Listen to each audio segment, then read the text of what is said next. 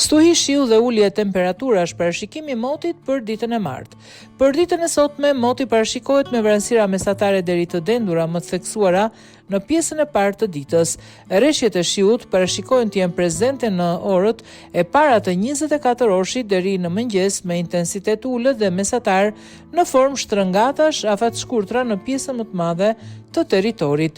Në jug, në orët e para të mëngjesit, rreshjet priten me intensitet deri të lartë në intervale të shkurtra kohore. Temperaturat maksimale pritet të arrijnë deri në 12 gradë Celsius, ndërsa ato minimale në -1 gradë Celsius. Gjatë ditës, rreshjet e shiut pritet të vijojnë të erpasershme në pjesën më të madhe të vendit me intensitet ulët, heraherës lokalisht deri mesatar me shtrëngata afat shkurtra.